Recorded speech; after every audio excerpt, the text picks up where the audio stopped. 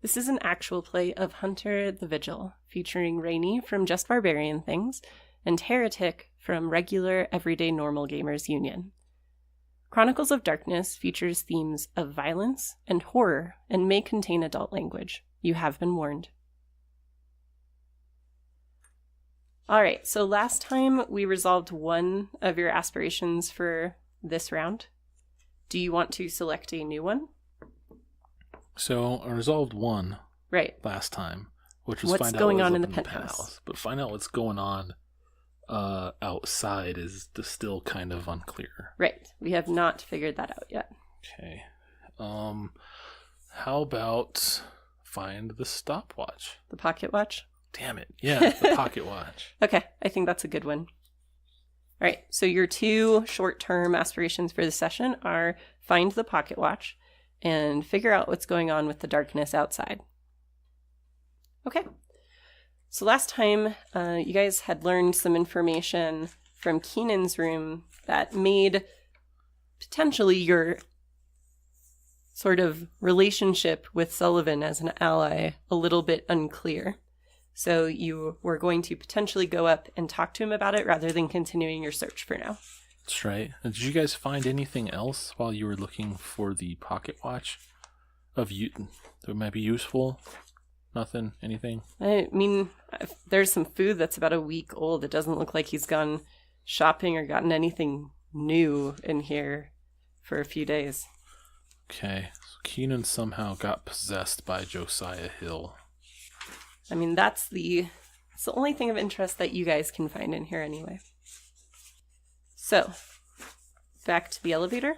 Back to the elevator. All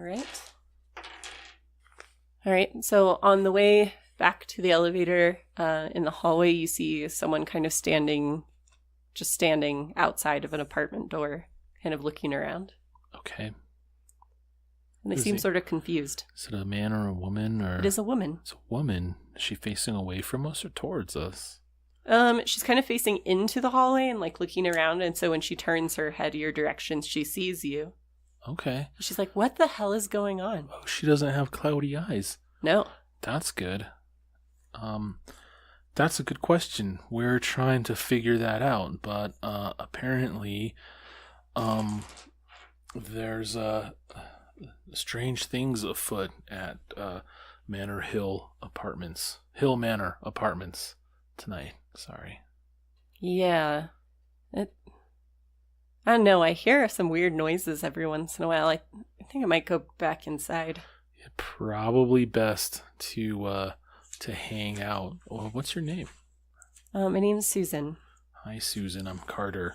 These are my new friends, Rachel, Nikki, and Michael, and Janice. Hi, guys. Like, they live on the same floor, so she's aware of them. Oh, that's right. We're on the sixth floor. That is correct. Okay. And hanging out. So, damn it. What did she say her name was? Susan. Neighbor. I tried to look up and see if there is something going on, but I can't get any internet. Yeah, our phones don't have any signal either. And looks like the windows are blacked out or blocked off or something like that. She kind of shudders and like doesn't respond. Yeah. Or she's kind of, that's why I'm trying not to run up to every person I see and be like, yeah, so here's this supernatural shit that's going down. Let's see if your brain explodes. Right, exactly. Yeah. I'm trying to, No, that's for the best. Dance around that, so to speak, mince words. Yeah, okay. So we're trying to figure out what's going on. We're gonna head up to the penthouse. We were up there before and we were talking to someone up there who might be able to help us out. I don't know how Brian would be able to help. He's just an old guy. Well, old people have a lot of wisdom sometimes. So. Well, see you guys later. Okay. Well, lock your door and be careful. Okay. Yeah. You hear the deadbolt like slide across when she goes back inside. Okay. But apparently there are other survivors on these floors as well. Gotcha. Well, that's good to know. We've got something to strive for. All right. So you make it to the elevator without running into anyone else. Okay. Right, and you head back up to the penthouse. Yes. All right, the apparition, the shade of Sullivan is still there. And he looks up at you. Did you find it? We haven't found it yet, but Keenan's room was quite interesting. It looks as though it had been ransacked, so it could be that another Ridden had taken it after Keenan departed this world. It's no doubt that Josiah would want to make sure that he had access to it. So once he lost Keenan's form, he may have sent someone else to get it. Sorry. Headbutting the microphone. Yeah. So, interesting tidbit. If it was Josiah that was possessing Keenan, he wrote some pretty interesting stuff in his apartment, and essentially he is under the impression that you are some sort of wizard keeping him and his family prisoner here, and that you're responsible for their demise and the fire that consumed the building here. I did not set the fire, but some of this is my responsibility, and it is something that I have to fix. But obviously I need your help with that now. Yeah. So what's going to happen? What's at stake here if we don't find the stopwatch and destroy it? Josiah seems intent in his madness on destroying every living thing that is in this building, at least as far as he can reach. When I died and some of my wards were released, it shouldn't have affected the whole building, but certainly much of it is likely impacted by this event. So any living entity would at some point probably be hunted down and murdered by his spirits, and then would also be trapped here. Okay. So there's definitely innocents holed up in their apartments, and their lives are at stake. Yes, as the spirits have more time, more and more people are likely to be injured or possessed and then used to injure others. Okay. Well, do you have any idea where he may have taken the pocket watch after retrieving it from Keenan's apartment, if it was indeed him who stole it? Well, certainly he would want it in a place of safety, away from prying eyes or hands that might destroy it. So certainly they would not take it up here, where I am. But otherwise, my only recommendation would be to do some searching of the floors below. Okay. So we're on the penthouse level, and that takes up the whole 8th floor, basically. Yes. We've already searched here, so we don't have to really do any searching here. Right? No, you have already searched here. Okay. We can just go down to the 7th floor. Okay. And kind of work your way down. Yeah. Save the crazy floor for last if you need to. Yes. Okay. And we haven't done the 6th floor yet. Well, you've done a bit on the 6th floor because you've gone to Keenan's apartment and Nikki's apartment. Right. But you haven't, walked the full floor. Okay. Yeah, let's just go to the 7th floor. Start with the 7th. Okay. So you get in the elevator, ka-chunka the button for the 7th floor. Mm-hmm. And without opening the gate, because I know that's not your thing, one of the first things that you notice is that it's very, very quiet here. Okay. It's very quiet on the 7th floor? Yes. Okay. What does it look like? Honestly, it sort of looks quite a bit like the 6th floor, in that there you don't see a lot of the destruction that you encountered on the 5th. But from here, I mean, you really don't notice anything different. Okay. All right. Well, let's just take it one apartment at a time and exit the elevator and go to 7A. All right. I'm going to have you roll the D10 this time to see what happens. Okay. 5. Right down the middle. All right. So you're walking down the hall approaching the first apartment. And what you notice is that as you're walking, like even your own footsteps sound kind of muffled and far away. Like everything is kind of silenced here almost. Oh, okay. Well, this you notice seems kind that of strange. the walls and carpeting appear to be untouched, and whatever ridden you encountered downstairs haven't really done too much to this floor yet.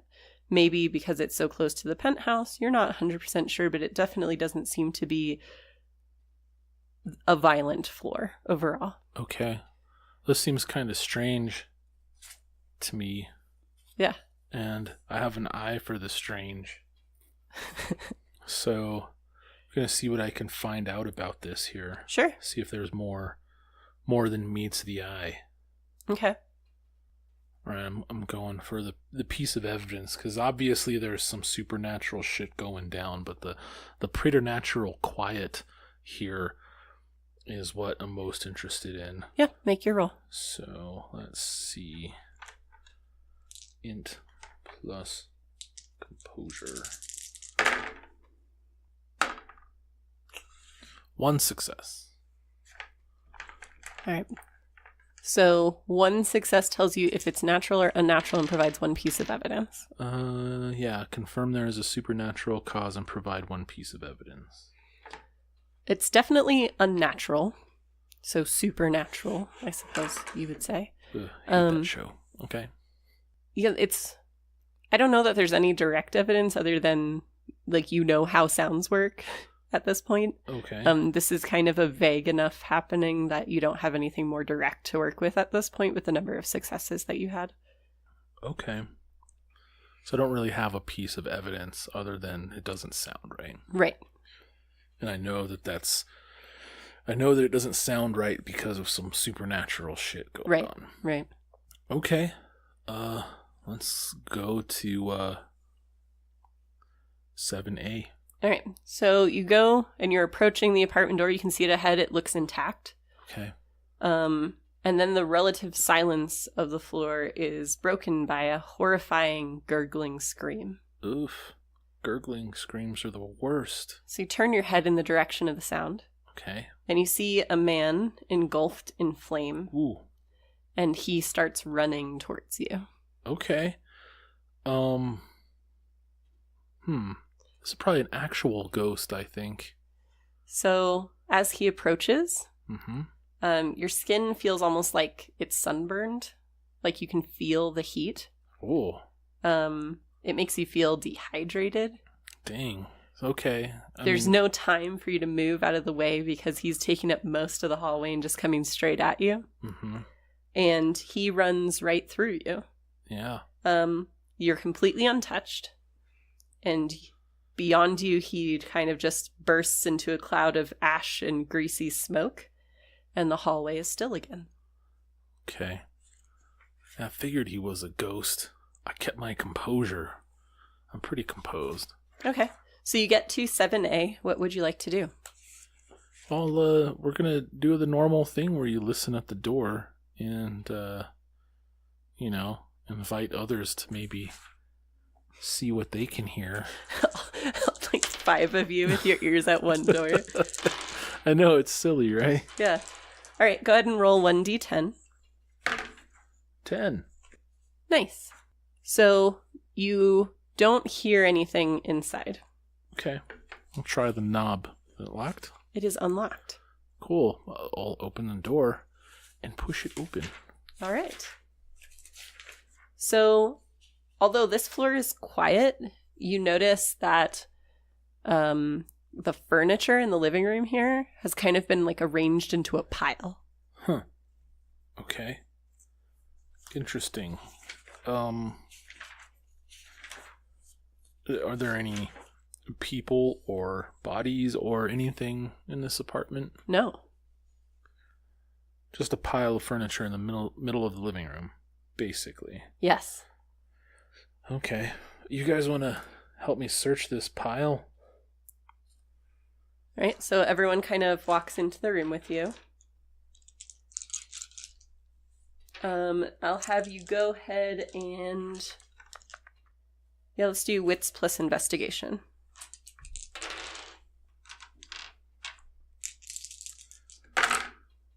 It is 1 success. All right, so sort of something gleaming, kind of gold-colored, catches your eye in the pile. Okay. Can I move the debris around it? Yeah, so kind of clearing the junk aside, you find what you think you might be looking for. It is a pocket watch. I am skeptical about this. Okay.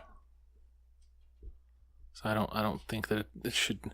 This seems too easy, is what's going on here. So, I don't know. I feel like it might be a trap or something like that. I don't know if I should poke it with a stick or something like that, but I don't think I should just grab it and be like, yay, you know? So Rachel takes a look at it and she says, oh, that's the Hill family crest. Okay. I'm going to look around for like a broom or something. Oh yeah, there's a broom in the kitchen. A broom closet, yeah. With a little dustpan attached to it. Cool. All right. Well, I'm gonna poke at this watch with the far end of the, like with the broom part towards myself. Yeah, it and the scooches end of the handle. When you poke it with the broom. It goes push, push. It behaves normally, in other words. Okay. I don't know about this, guys. This seems too easy. They'll just be under a pile of furniture in the same, in the first room that we look in. I mean, out of character, you rolled a 10. It's not my fault. Wait. Oh, I rolled a 10. Yeah.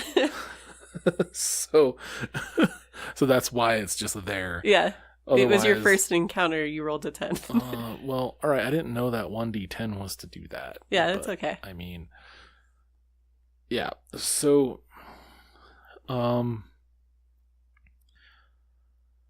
cool. Well, I don't know. What do you guys think? I think it's a trap.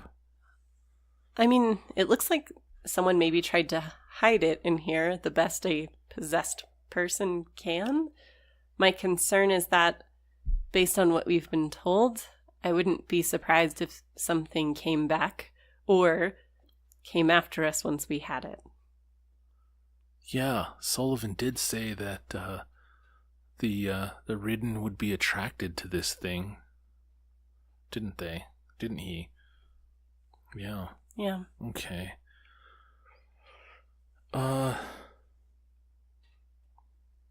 Well, let's grab it and book it back to the roof. Does anyone know how to get to the roof? I'm pretty sure. I mean, there's an override on the elevator, or we could take the fire escape up from the penthouse level. Okay. Well, let's do that, and we can swing by the penthouse and see what Brian has to say about this thing. Rachel goes over to the watch to take a closer look at it. Okay. And she's like, wow, yeah. And it's like she's like looking at like how it's adorned and everything and kind of taking a look at it. Okay.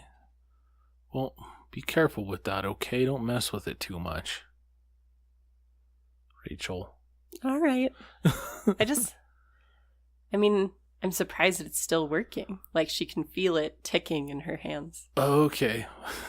Gotcha. Yeah, don't open it or anything. Just put it in your pockets or your pants or whatever you have and just like forget about it for now, okay? All right. We should have Nicky carry it because he doesn't give a fuck. All right. So are you going to try to head back to the penthouse? Yeah, I'm going to suggest that we head back to the penthouse. All right, go ahead and roll 1d10. Let's see what happens with this d10. Oh, it's another 5 right down the middle. I rolled 5, 10, 5. Okay. So you hear the sound of the elevator stopping on this floor. Great. Okay. Guys, I think we have company. The elevator just stopped on this floor. Well, I have Rosary, and I have Knuckles. Those both should come in handy.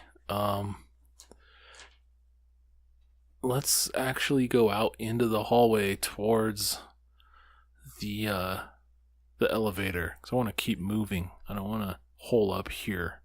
Okay. I want to keep pressing towards our goal. All right. So moving ahead and kind of rounding the corner towards the elevators, you see a woman. And her kind of ripped clothes and smearedness mark her as possibly one of the ridden. She's not quite close enough that you can see her eyes. Okay, so if you take a swing at someone, let's say, just for instance, with your fetish on, and they're not ridden, do you end up socking the person, or does, like, nothing happen? No. So, yeah, if there's no ghost to target, you just do damage as normal wearing a bracelet. So you have to confirm... Normal damage plus a bracelet. Okay. So you have to confirm that someone is ridden before engaging, if that's a concern for you. Could be a way to help us confirm. If face break, then not ghost. Yeah, but you don't want to just run up and punch a lady in the face, Nick. Come on, man. I'm going to get her attention and see what's going on. It's like, excuse me, lady, you doing all right? You need So some she help? like jerks her head up at you and kind of falls down to all fours and starts to kind of gallop towards you. Nope, that's a ridden. All right, go ahead and roll initiative. Woo, 13.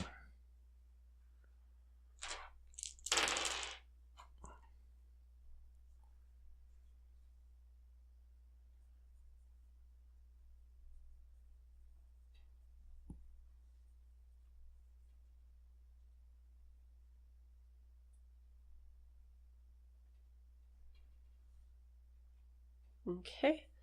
I'm just getting everybody else in here. Rachel. And Michael. And Nikki. Okay. So you get to respond first.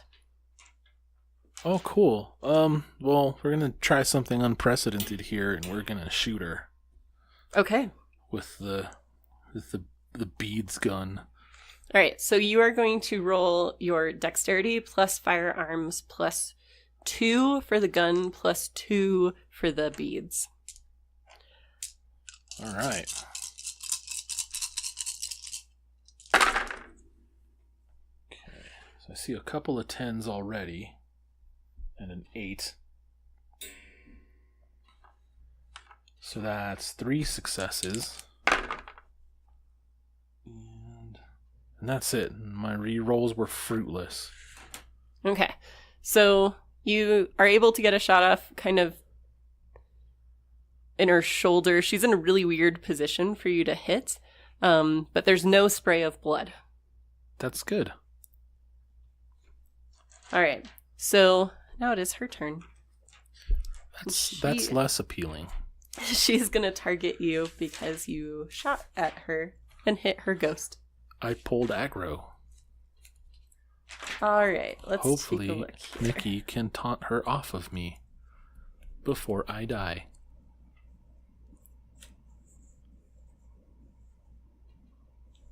Okay.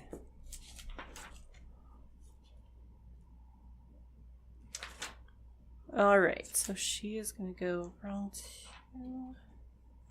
Strength 3. All right. And then what is your defense right now? My defense is 2. But you have +1 to bashing, right? 1 armor versus bashing. Okay. That means she only gets 2 dice. No success. So from her position, basically mostly on the floor, she is not able to grab at you. You're able to kind of dodge out of the way. Okay. All right. And now it is Rachel's turn. So she has the Raven Skull fetish in one hand. And with the other, she strikes out. But again, she seems kind of startled and off balance and is ineffective in her attack. Okay. Maybe she's having trouble harnessing the power of the relic. But it is Nikki's turn.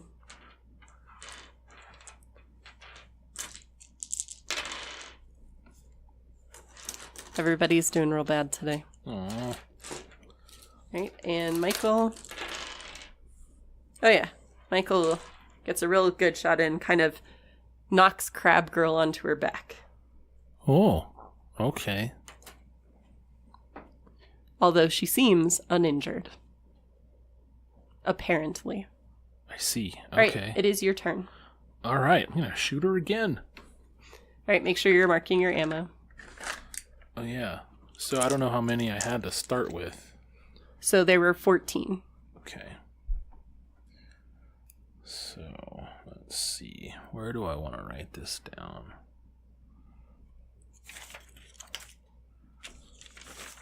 We'll do it over here. Yeah.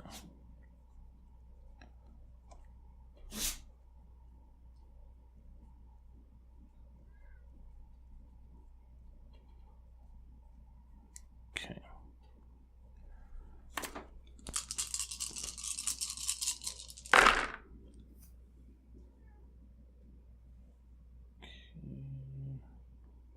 That's 1 success Okay. out of all of that. All right.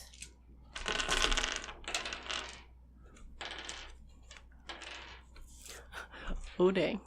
Uh-oh.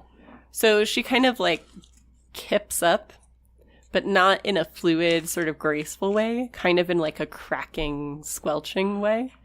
Gross. And she kind of pulls you to the ground. You hit your head against the floor and you take 3 bashing damage. Jesus.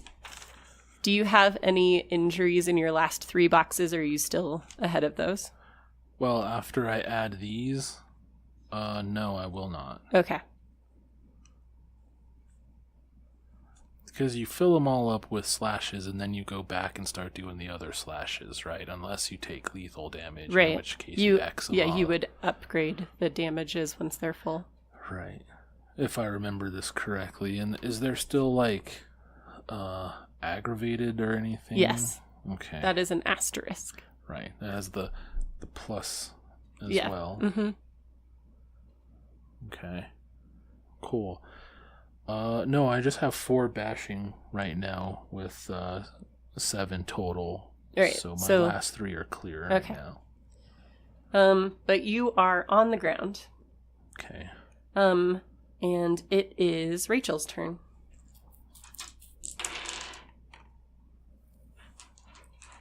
All right, Rachel comes up and kind of uses a flat hand strike against the woman. Again, she kind of falls to the floor. You see the mist sort of dissipate, but the body itself seems unharmed, and She's breathing comfortably. Seems to be almost asleep.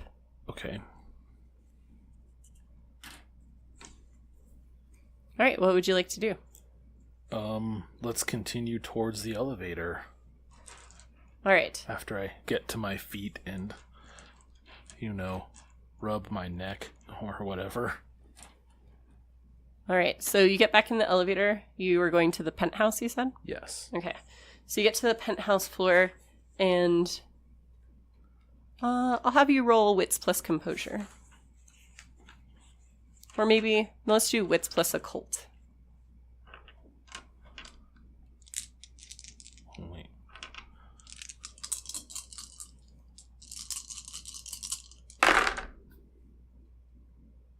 Two successes. There's something that feels different about this floor. If the wards or protections that Sullivan was talking to you about earlier are true, you have a feeling that maybe they're not holding as well as they were before. So go ahead and roll 1d10. 2.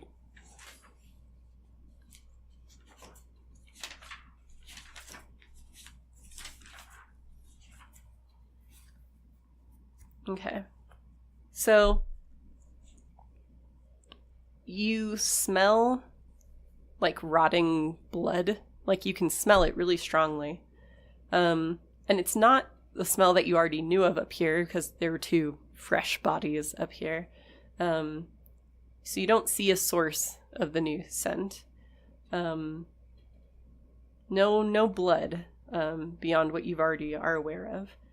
And the smell gets strong enough where it's almost to the point where like you're starting to feel nauseous. And you like kind of walk into the penthouse and you feel something drip onto your lip.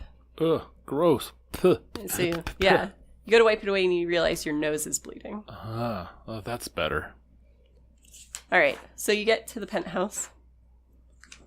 Okay. Sullivan's still there. He looks a little more faint. Is there like a handkerchief or a dish towel or paper towel or something? Yeah, for there my are dish towels in the kitchen. bleeding nose. So I'm gonna get one of those. Sure. To try and staunch the flow. Yeah. You're able to get it to stop, but looking at the rag that you used, you notice the blood is like black and fetid. From my own nose. That's a little distressing. So. And like you reach up to touch your nose and it doesn't really hurt or anything. When you fell not on your face. Okay.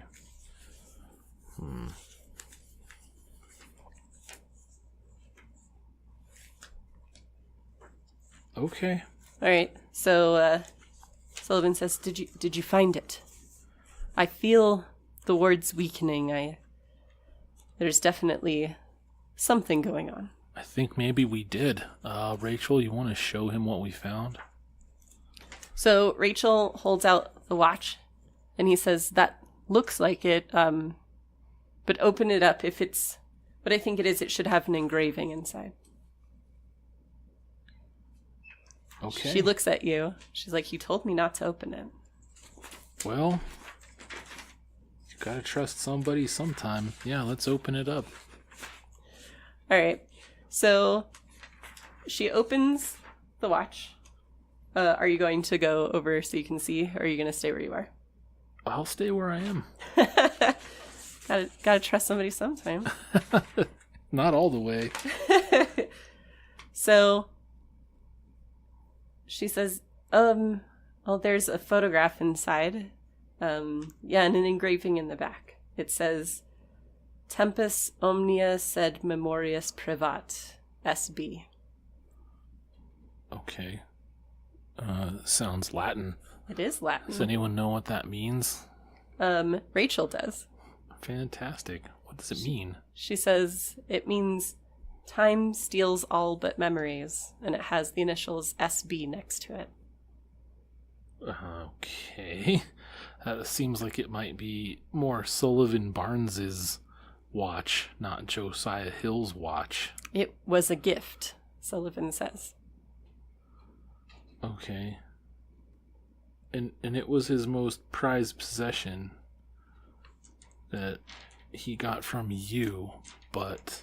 We were very close. Then what happened to him to turn him into some malevolent spirit? Well, he kind of looks to the watch as if it would tell him the time, but it won't. Rachel's like, the hands are moving backwards. He says, I met Josiah when we were younger. He was a young husband at that time and always on the move from something that was stalking him. Something that was always at the edge of his vision, wouldn't let him sleep, and he could not find rest. And so I offered to help him. He bought this land, and we sowed silver into the soil under the house and set up wards so the thing couldn't get to him. I lived in a cottage on the edge of the manor. And Josiah, finally at peace, just did not leave, because leaving the wards meant the thing could find him. But I was a young wizard then, and my wards were not perfect. One day, the thing was able to get into a girl, a maid that they had in the house, and she set the place aflame to try to get them out of the warded area. But Josiah and most of his family could not escape. What I didn't realize at the time about the wards that I had set up is that as much as they would keep the thing out, they would also keep their souls in, and so they were never released. And over time, that sort of void causes madness. Okay. Huh. All right. Well, we feel like this is the genuine article. Yes. It is definitely affected by everything that's happening here. As you can see, the workings are going the wrong way, and this is definitely it. He looks pained. Okay. I'm gonna ask Sullivan straight up if he's I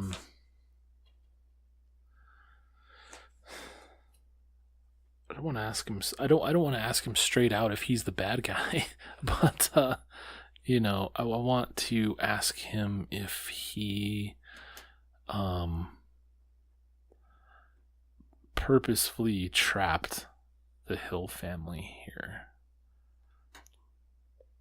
When I was younger, I suppose I could have done more research and given him a ward that was mobile. I suppose on one hand it was selfish of me to keep him here, when maybe I could have done something different, but I would never have chosen to force his spirit into torment. He was my friend. Okay. And you maintained that the thing hunting Josiah got into a maid and set the fire, and you didn't set the fire? The only reason I lived when so many others died is that I was in my cottage on the edge of the property. I was nowhere near the manor. So you didn't set the fire then? No. Okay. See, I have a yes or no answer now. I want to see if he's lying to me. Okay. So, I think you have a manipulation specialty in that, right? Subterfuge. So, yeah, okay, great. So let's do wits plus subterfuge. Okay. That's going to be 7 dice. And let's risk a willpower so we have all 10. Okay, sounds good. Let's see what happens. Roll low, roll low. Roll low? Why do you want me to roll low? I'm a storyteller, so I like it when you fail. Oh, that makes sense. Okay. Well, I have 2 10s, 3 10s. How dare you? A 9, and an 8. So I got 5 without re-rolling anything. All right. So fine. Do I need to re-roll to see if I get a super duper extra exceptional? No, there's nothing beyond exceptional. So there's no you're point good. in re-rolling Yeah. those. Okay. So you get a point of willpower. That's true. I do. Wagered one. He is not lying to you. What you sense with your exceptional success is that he feels a lot of guilt because he either wasn't strong enough or didn't know how to fix this before he died. And so all he's really been doing, or all he's been able to do, is maintain the protection for the residents against the hills who are trapped here because of something he did accidentally in trying to protect them. Okay. Well, with that, I believe I am finally satisfied that he's actually not. Oh, take a the beat bad for finding guy. the pocket watch, by the way. Oh, yeah. Oh, yeah. I forgot about that. So we're still trying to find out what's going on outside. Yeah. Okay. All right. Well, fair enough, Sullivan. I believe you. Do you know how to get to the roof from here? Is that possible? There is an override on the elevator. Otherwise, the windows here through the main room lead up to the fire escape, which connects to the roof access. I went outside once. I didn't have a good experience, so I'm going to try the elevator first. Sullivan, what can we expect when we get up there? You know, how difficult is this thing going to be to attach to the lightning rod? You know, what's the environment going to be like? Have you been up there? I have not. I'm rather contained within this room because of my own wards. I am as trapped as I have made others. But I would expect that the area above my penthouse is likely an epicenter of much chaos, since my death released some of the wards and protections that were centered around this room. Okay. I wonder if the roof is going to be... There's got to be like a landing or something like that. I guess we're not going to know until we get up there. What's going to happen when and if this relic gets destroyed? What you should witness, if you're able to complete that task, is that the souls are released, and this sort of bubble that we're trapped in should dissipate. Things should functionally return to what we would expect of the regular realm. Okay. All right. I mean, are we going to need to attach it to the lightning rod and run away? Or are we I recommend not touching or being too near the lightning rod when lightning strikes. It seems to be quite frequent in this chaotic state. Okay. This is crazy. All right. Let's take the elevator to the roof. All right. So I'll have you roll 1d10.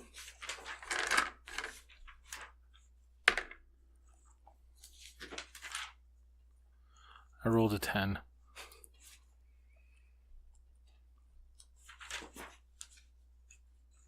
All right. So you walk right back out to the elevator, no issue.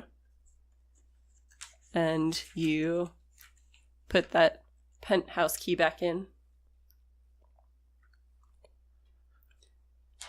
The elevator doors open, revealing an internal sort of room, like a vestibule, with like a metal door leading out onto the roof. And there's a sign above it that says roof access. Okay.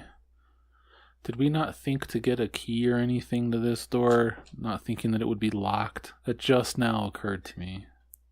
No, it's like a push bar, like exit sort of door. Oh, like emergency only. Okay. Nice. All right. Yeah, okay. Well, let's go check that door out.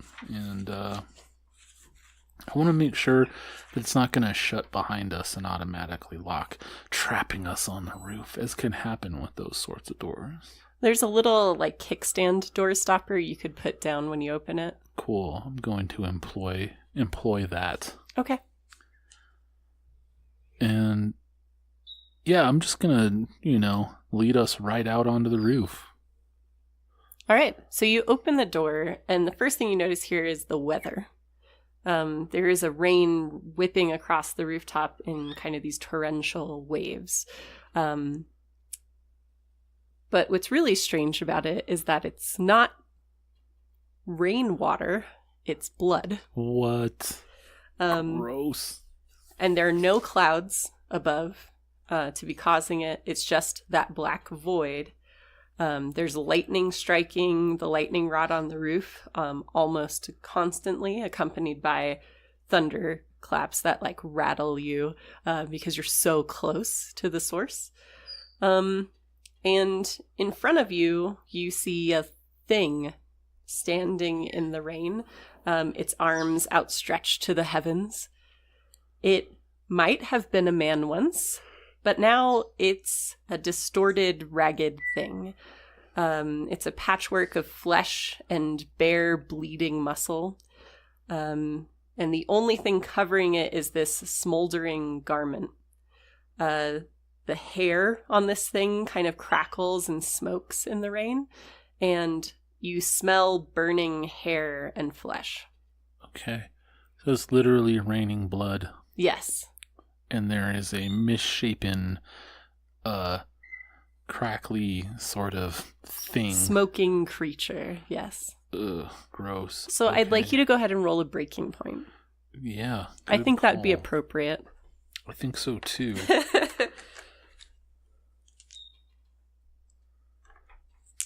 Okay. Dump those out. Alright. Do you re-roll 10s on these?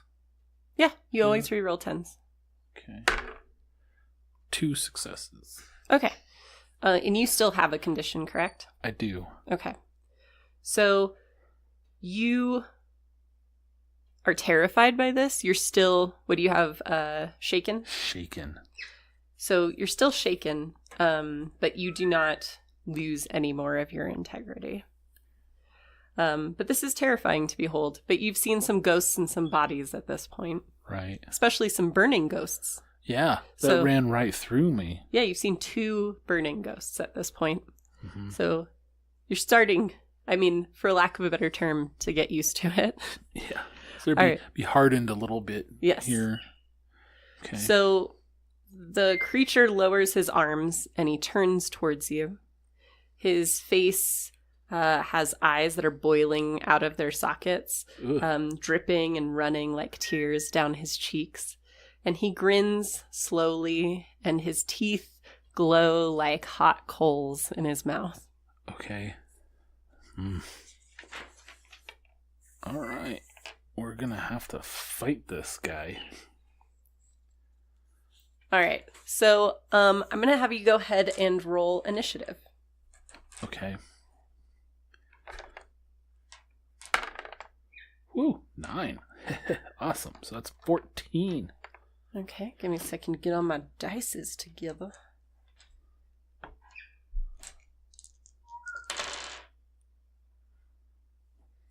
All right, so you had a 14? Yes. Carter, 14. And so Rachel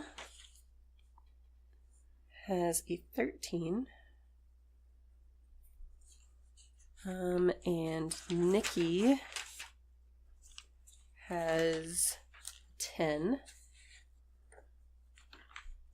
And Michael is going right after Nikki. And Josiah, he has a modifier, if I recall correctly, of 9. but he didn't roll well, so he's only at an 11. All right, so it's going to be you first, then Rachel, then Josiah, then Nikki, and then Michael. Oh, so this is Josiah himself. It is. Okay. So, a couple of things. You can see the lightning rod. Mm-hmm. You can see the ghost. The powerful spirit. You have a moment to try to briefly create some strategy, but you guys can focus in one area or you can split up, because there are a couple things that you know. One, this critter, probably a little stronger than the ones you've been encountering. Yeah. And two, you do know that as soon as the watch is destroyed, if the wizard did not lie to you, he should be banished. But it's a matter of getting to that point. So, what would you like to do, since you get to go first anyway? I think it'd be worthwhile to see if we can dedicate someone to trying to get that the pocket watch onto the lightning rod, while the rest of us engage the spirit and distract him. That this is going to take a lot of dexterity and maybe a little bit of craftiness to be able to affix it to the rod so it's attached. Okay. Yeah, I think Rachel already has the watch. She does. And I think she's a good candidate for this. Okay. I don't know if she has any crafts or anything, but, she might be able to make it happen. Okay. So she kind of gives you a nod. And the rest of you stay kind of where you are. But it's not her turn quite yet. So what would you like to do? Let's play this out, though. Okay. So I'm going to... All right, Rachel, we need you to get this watch attached to that lightning rod at all costs. The rest of us are going to keep that thing busy and away from you while you do that. Do you think you can do that for us? I think it's going to be difficult. I mean, there's a lot of lightning. Yeah, be careful. Don't get hurt. But I think you can do this. Do you think you'll have any issue, figuring out how to attach it to that thing? I don't even know how these things work. I think I can tie the chain around it. I just have to work really quickly. And we just have to rewind a little bit here, because I absolutely know how lightning rods work and all that kind of shit from my line of work. So I wouldn't have said that. So let's back that up, and the jury will disregard that last comment. Okay? Okay. Let it be so. So I want to see if the point is I do have that expertise. I want to see if I can maybe brief her on the this and whatever, and here's the stuff and things about how lightning rods are connected and work and do their whatever and all that. Give her a crash course in it to see if maybe I can help her out. So when she gets there, I don't know, maybe she'll have a bonus die or something like that. I don't know. Sure, I'll let you have enough time to do that before the specter closes in. Yeah, I'm just saying. It's just a real brief one sentence thing. She already has a lot of negative modifiers, both for regular lightning strikes and the tearing wind and rain. So I will give her a bonus based on the information you've given her, because she has no crafts at all. Okay. So, all right. So she gives you a nod and kind of wraps the chain from the pocket watch around her hand and is getting ready to go that way. Cool. All right, as soon as you see us engage this thing, you take off and do your thing. Good luck, girl. You can do this. Okay. All right, do you think it's fair that you're talking to her long enough that might be your action for this turn? No, because I didn't know until just now that could happen. I'm used to D&D where talking is just sort of free action. Well, talking is reflexive, but a turn is functionally about 3 seconds. Jesus. Yeah, I'm definitely talking to her for longer than 3 seconds. So, would you like to talk to her for your turn and give her the bonus? Or would you like to... Okay, so you're good with that being your turn? I'm good with that being my turn. All right. So, Rachel runs to the lightning rod. Okay. And gets herself situated. She does not have time in this round, based on her movement, to start trying to affix the watch. Now it is Josiah's turn. All right. He is... Yep. He's going to do that. Gotta get me 9 dice.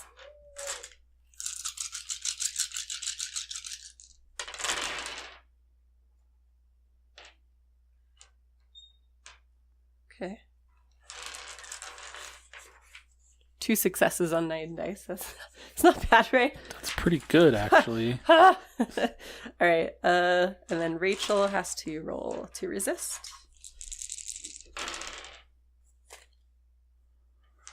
Okay. All right. So you see the specter point at Rachel, and a trail of green mist flies out at her. And you see her kind of like stagger backwards.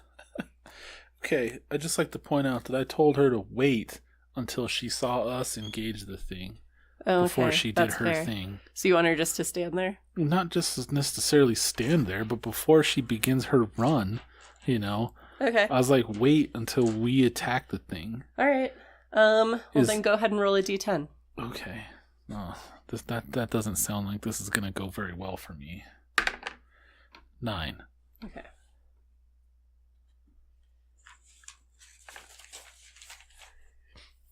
All right. So since he doesn't have a clear target,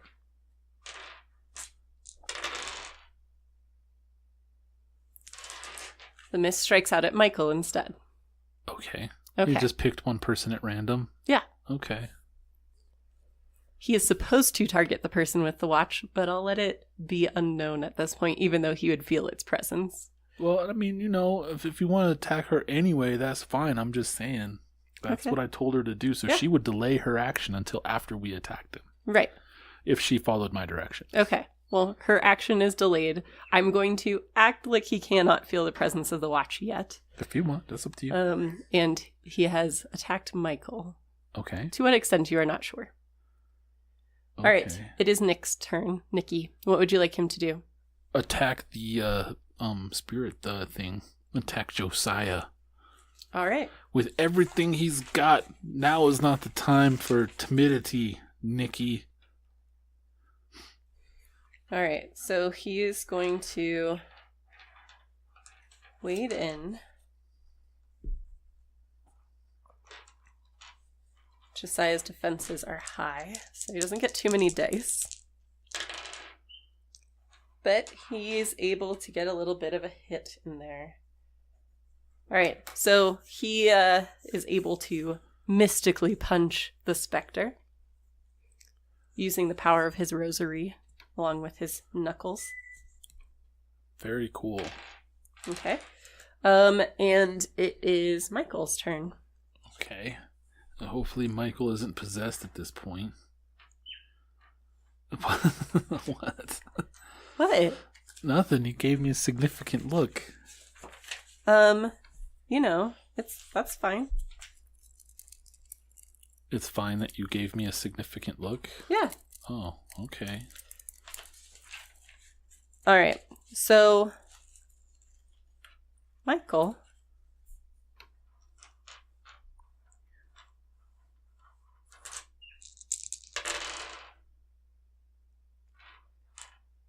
turns towards Rachel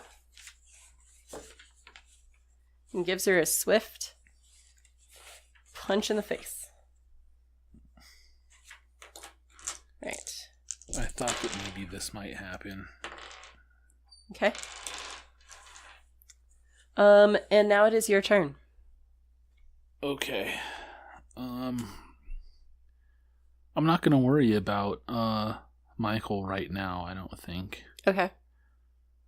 If he becomes a problem, we'll start. If he becomes a problem, we'll deal with him, you know, as necessary. Okay. So instead, I'm going to focus fire Josiah instead. Okay. So going to attack him with my pistol. All right. So it's your firearms plus your dexterity plus your relic plus your gun minus... No, he doesn't get to have his defense because it's a gun. So yeah, so that's what you're looking at. So you get all 8 dice. Yes. For this. Yes. Okay. We're gonna try. We're gonna go for a alpha strike here. So we're definitely going to. We're gonna risk a willpower. So right off the bat. I'm pretty sure you can't do that on attacks. Oh, you can? I don't think so, but I can double check. Yeah, sure. All right, so it looks like you can risk in combat against a monster as long as you're not using your endowment, which you are not, because you don't have it yet. Yeah, I'm like Jay from Jay and Silent Bob. All right, so go ahead and take your risk, but beware that dramatic failures are dramatic. Dramatic failures are indeed dramatic. I might die, but I wasn't lying to that girl at the gaming store the other day. I go through characters, man. Okay.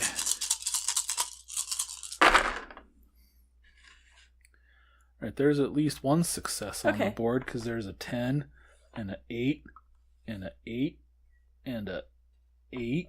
So that's 4. Okay. So if I can re-roll this 10 skillfully, then we'll know. So we're going to see. I'm going for the exceptional success here. And it's a 6. So no. But 4 successes is pretty good. Yeah. No, that is really good. All right. It is Rachel's turn. A couple of you have already gone into combat and she has someone trying to punch her in the face.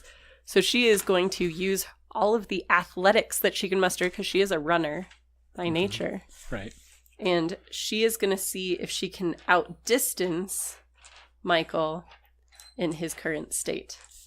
And hopefully not get punched by him this round. So she is going to use her dexterity and her running. So 3 and 4. She will take a little bit of a penalty because it's slick up here. She should be all right.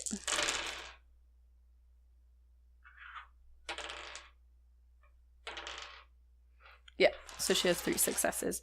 So she just books it, goes as fast as she possibly can, full sprint, and like skids to a stop in the blood of the roof. In front of the delightful lightning rod. And she starts to get ready to attach it.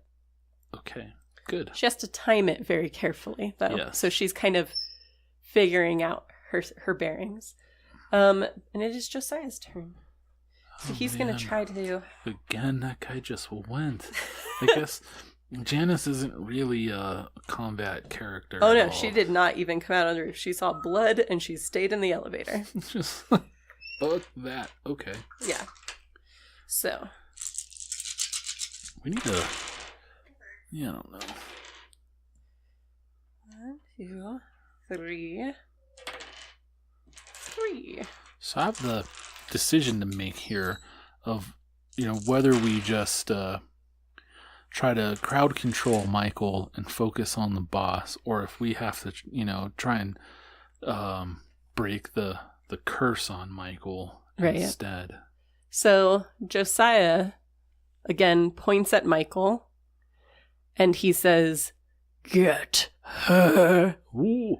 And Michael starts to run in a weird sort of jerky fashion towards Rachel. Okay. All right, it is Nick's turn. Okay. Keep at him, Nikki. All right, you're just gonna have him keep being the brute. Yeah. Okay. No, that's fair. Try and tank the boss. I'm gonna try and trip up Michael. All right, he's able again to get a good punch in there. Nothing like a gunshot, but he's doing his best. He's helping out. All right. And it is Michael's turn. So Michael is spending his turn trying to catch up with Rachel. This isn't the same sort of like possession that you saw before. It's much more like a compulsion. Okay. And so you can see like his body is kind of resisting the movement, so he's not very fast at this point. Okay. But so he's trying to catch up with her. So he's not able to reach her because she ran so fast, so far on her last turn. Okay. All right, it is your turn. Okay. I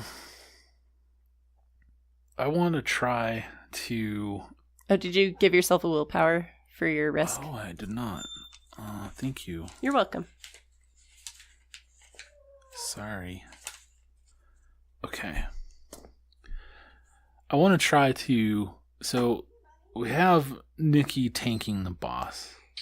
Well, he's hitting him. He's hitting him, he's getting in his face. Yes. He doesn't seem to have his attention right now.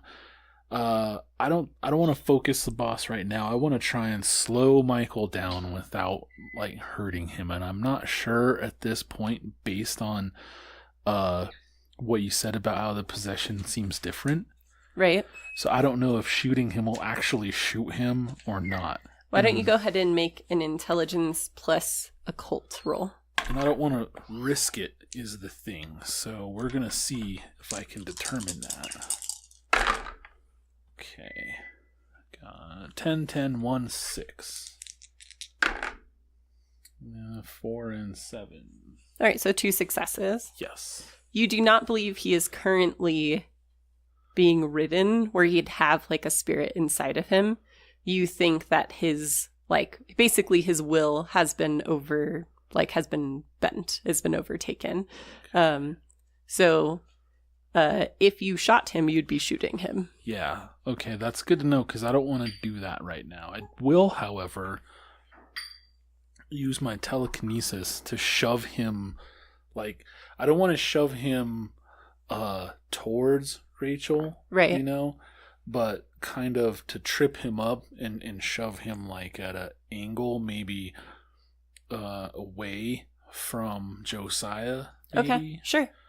You know, give him some distance with all of the, some distance between him and Josiah in case that's a factor.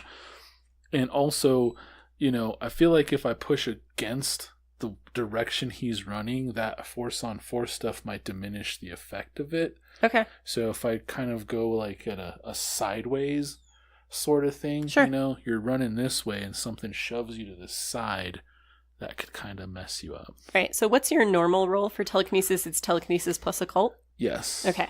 So I'm going to have you go ahead and roll that, and he's going to try to resist it with his... Well, actually, what is his stamina? 3. So you're going to remove... No, that's Nikki. Michael. Stamina's still 3. So you're going to remove 3 dice from your roll. Okay. And I already risked a willpower. You can spend, but you cannot risk. So I have to spend one to use it. Yes. Anyway, is the thing. So I get to roll 1 die. Right, unless you spend a willpower. Oh, spend another willpower. No, so... Oh, right, because you spend one to use telekinesis. Right. If you spend another, you can get your willpower extra dice if you want to do that. Yeah, let's do that. And that's just 1 or 3 extra? That's 3 extra dice. Let's go ahead and do that to cancel out that. You're right. Defense, You'd hopefully. be canceling out his defensive stamina. So we're going to try that. Oh, come on, baby. All right. Well, that's a really good roll. 10, 10, 9, 7. Okay. So that's 3 successes. Still 3 successes. All right, 3 successes. All right. My rerolls were crap. You push him with your mind, and he kind of, you see his trajectory kind of angle out, and he's like leaning against it, like against the force that you're using. Okay. And then he loses his footing. Good. And like slips down into the blood. In the slippery blood. Yes. Boom. Okay. Okay. Cool. That's my action. That's my turn. Yes. So. Unless I want to move. Unless you want to move. But you're already at a distance right now. Yeah, there's really no benefit to me engaging in melee with the boss, and there isn't necessarily a benefit to me going over to where Janice is, Right. So Rachel is going to attempt Rachel, I meant, but yeah. To affix the watch to the lightning rod. Good luck. All right. What happened? Oh my goodness. Okay. So you see her doing something over there and then throwing herself wide as lightning strikes the rod. Ooh. And as soon as you see the lightning strike, it's like everything slows down. Oh man. You see the lightning course through the iron rod. Mm-hmm. You see quite clearly the lightning spidering across the chain as everything slows down even more. Okay. It looks like she's affixed it just in time. Just in time. You see the metal bubbling and melting. Mm-hmm. The face of the watch explodes into tiny shards of glass. Oh, success. The gears rain from the body of the watch. And you see them bend and melt from the superheated force of the lightning strike. Mm-hmm. And then you notice that Josiah's fire is kind of flickering and wavering. The smoldering ruin of his body is starting to discorporate. Okay. And he lets out a scream in this slow motion state that just like shakes your entire body. Ugh, that feels weird. But even as he does, you start to see stars. Okay. And then you see streetlights. Oh, wait, I don't see stars like Tweety Bird style stars. I like see in the sky. In the sky. Okay, that's not what I was thinking was happening. Okay. And then you see clouds and a moon, and there's no rain. And you appear to be back in the physical world. Oh, okay. Wow, I'm breathing a little heavy. Like, that was stressful. I didn't know that I was holding my breath the whole time. So, interesting. All right, so what would you like to do?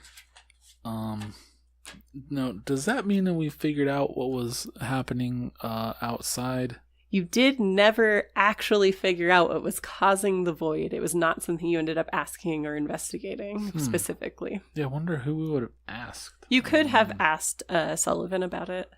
Okay. Yeah, yeah, fair enough. Okay. I'll buy that for $1. But that's okay. You were still able to fulfill one of them, so that's fine. I guess go see if Michael is okay. Yeah, so you go to the other side of the roof and you see, like, Michael in a puddle of blood. And he kind of looks up at you and he's like, thanks, man. I was trying to fight it, but it's like he just had a hand in my chest. Yeah, dude, I thought shooting you would be a bad idea. So I appreciate that. That would not have felt very good for me. I'll try to avoid shooting you in perpetuity.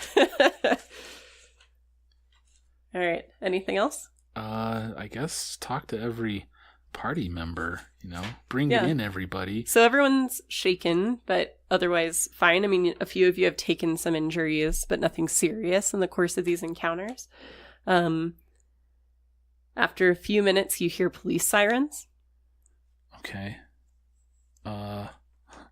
Well, I guess we're going to need to get our story straight. There's always option 1, tell the truth and sound like crazy people. Or there's option 2, which is, agree on a convincing story. I think we should get down back to the rec room and just say we huddled there for the duration of the power outage and disturbance. Okay. And didn't see anything. Right. So you head back down to the... Well, no, I'm saying that's what I propose our story should be, and we should get down there so that it's plausible by the time emergency responders arrive. But I'm not a very,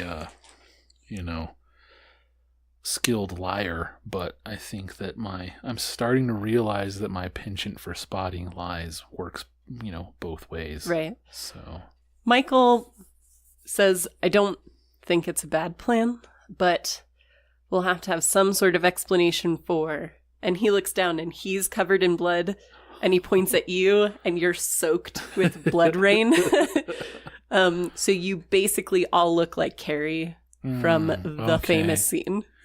Yeah, I didn't, it kind of dawns on me that is all the case with everything that's been going on. I didn't even really notice that that's what you have a gun in your hand, and you're covered in blood.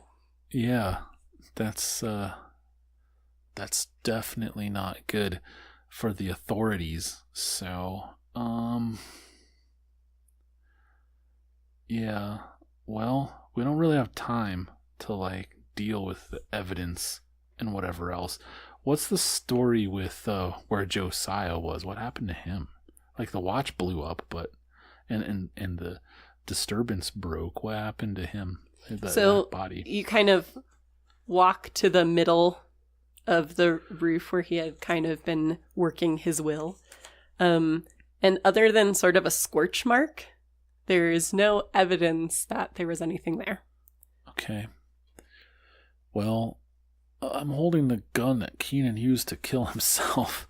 So that's bad. That could be, quote unquote, a murder weapon. So, definitely don't want to deal with that.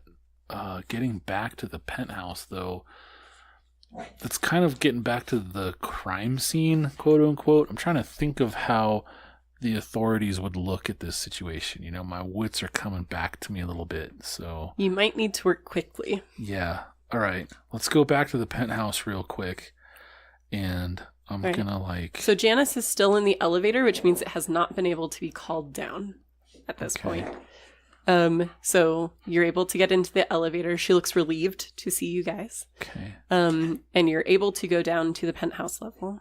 Okay. Cool. So I'm going to go back into the penthouse. I'm going to, God, I've used 3 bullets. And there's 2 in, there's 2 in Dead Guy Sullivan, and there's 1 in the wall behind Keenan's head. Yes. And so there's 3 that are unaccounted for. And shell casings in various locations. And, yeah. So I'm going to do the Hollywood fingerprint wipe down. Right. And put the gun back where I found it. Next to Keenan. Next to Keenan's hand. Mm-hmm. I'm going to go back into the room where Sullivan was. Yeah, and the body is there, but the apparition is not. The ghost is not. So he's free to go now as well. Okay. We'll go ahead and roll intelligence plus occult. Int plus occult. You got it. Coming right up. That is no successes. Okay. Carry on. All right. So let's brainstorm here, kids. We don't have a lot of time. Before we have to start giving interviews to the cops and everything else. Gosh, where could we go that would explain our state of dishevelment? Based on the fact that bodies are still here, I'm thinking no matter what we look like, as long as we are not in this room, we're probably not the craziest thing that these police are going to see today. Okay. There's definitely a bunch of chaos going on the 5th floor when we were down there. So, maybe, yeah. Let's, as far as our appearance is concerned, it would probably be best if we were on the 5th floor, I think, where all that shit was going down. And honestly, in my experience, we might get away best with play dumb. Yeah. No, the fewer details in our story, the better. So, here's our story, okay? Everybody paying attention. We're hanging out for our poker night, as usual, as we usually do on this night. I was a newcomer, like everything normal and truthful. Then the disturbance started happening. It seemed like a power outage at first, and then people started losing their minds. We tried. So, where did I leave off? I don't remember. So we tried to leave, to flee, to get out of the building, and we took the elevator down, but it stopped at the 5th floor, and we were stuck on the 5th floor, and there was just all sorts of hell breaking loose, people running around and just freaking out like they have rabies and attacking everyone. We had to fight for our lives back to the elevator, and we managed to make it back up to the 6th floor, where we tended our wounds and basically waited it out back in the rec room, and then the disturbance ended some terrifying hours later. All right. So you guys are going to take the elevator back down to the 6th floor. Yes. Okay. So you do. And as you close the gate behind you, you notice that it's like immediately called down. Okay. Like someone's just sitting there like, come on, fucking elevator. Yeah, that's fine. Yeah. That's fine. So you guys kind of are walking towards the common room to get back to where you were. Okay. Is that the plan? Oh, yeah. So we get in the elevator, and as soon as we close the gate, it immediately starts going down, but it only goes down to the 6th floor.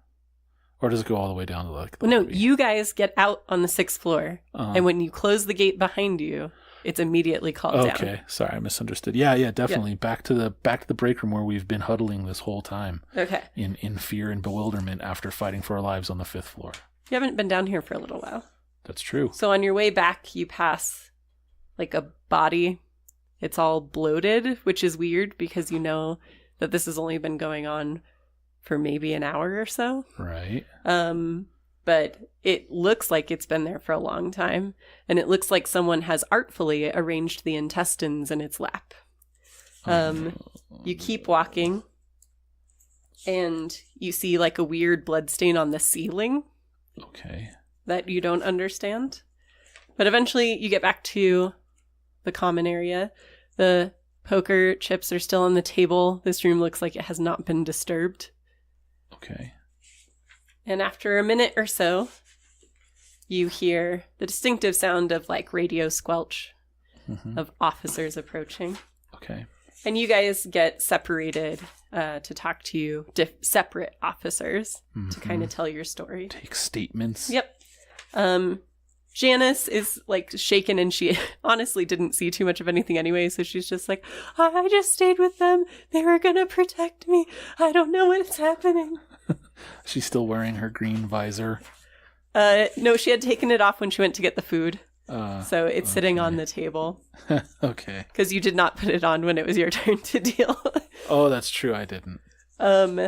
You weren't into it. No, I wasn't.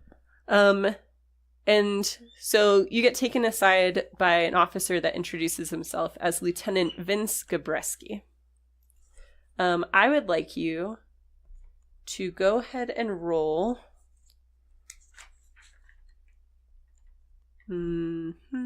Let's see. Ooh.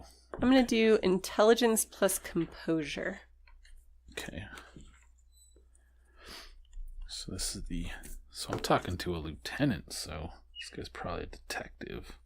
I guess detective is its own rank. Anyway, intelligence plus composure, you say? That is correct.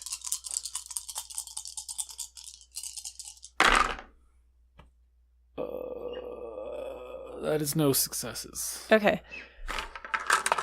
So the name sounds kind of familiar to you, but you don't know from what or where or when. And he says, all right, sir. Why don't you just go ahead and let me know what happened here? Okay. Well, I don't really know what happened here. I was hoping you guys could tell us what happened. We're just so glad that you showed up. Finally, I don't know what took so long, but it was a pretty harrowing experience. All right, I'm going to give you a choice. Okay. Would you like to use manipulation plus persuasion or manipulation plus subterfuge? I am definitely going to go with manipulation plus subterfuge. All right. Okay. Oops.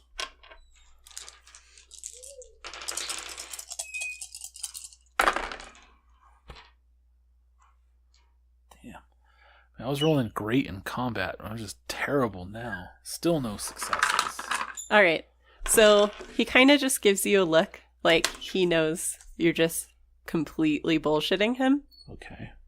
But he seems completely unfazed. He hands you a card, and it's not like a business card that's like, police officer blah from this precinct. It's like a very plain card with his name and a phone number on it. Okay.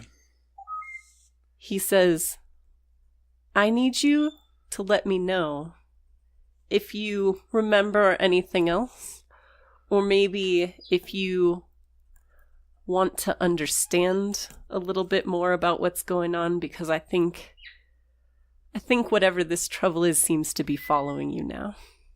Okay. All right, and I'm going to have you go ahead and roll your intelligence plus composure one more time before we wrap it up, just to see if talking with him has jogged your memory. All right, let's see what we got here. Finally, 2 successes.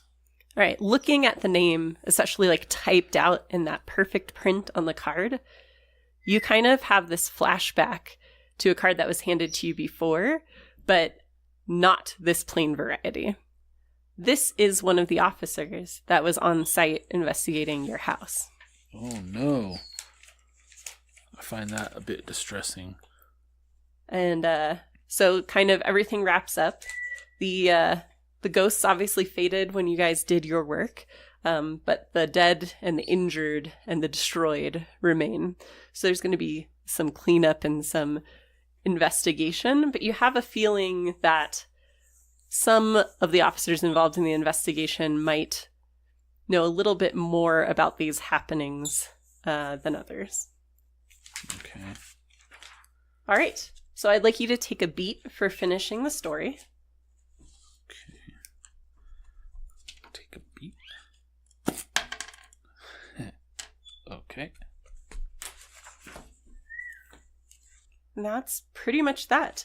So at this point, I'd just like to let you know, you do still have the relic. Mm-hmm. So that is something that you will get to carry forward. Yeah. And then you can bank the XP that you've earned so far so that you can spend it on something that's more expensive later, or you can spend it between sessions. Okay. All right. So the officers kind of collect information from everyone, including contact information. But none of you get taken in. You're all let to go home, get cleaned up, So you are your clothes are all stiff and crunchy. They gave you a a blanket, like a fire blanket. Like they do. Right. Not because you look cold, but mostly so that maybe when you drive home, you're not as scary looking. You don't look like, you just came out of a slaughterhouse. Now, for the first time, it dawns on me, I'm going to take my phone out of my pocket. Yeah. To see if I have signal again. You do. And I'd like to look at the time and date on my phone. It looks like a few minutes after you arrived. Okay. So only a few minutes. Yep. Yet, only a few minutes passed in the real world. Yes. But maybe we were in there for a lot longer than the hour or so it seemed. Right. So do you want to roll your, let's say, wits plus occult? I do. Okay. Or you can try your sense of the blah, blah, blah, if you want to. It'd be the same number of dice, but I'm going to go with wits plus occult on this one. That's 2 successes. All right. You think, especially since it seemed like parts of the building were cut off to you, like you guys couldn't get below the 5th floor, at least through the method that you tried, which was the elevator, that you're definitely in some sort of bubble. With your level of knowledge at this point of the strange, you don't really understand what that could be, but you have the feeling that it could have cut you off from all things normal, including time passage. Okay. Wow. All right. All right. So that is it for this little mini arc at your first major encounter with the supernatural. Okay, that was really cool. And I'm glad that there's a clear hook for a sequel at the end. I tried my best. So, well done. That's good. All right. Well, we'll see you guys next time. Bye. If you enjoyed this podcast, please consider supporting us on Patreon. Go to patreon.com/justbarbarianthings.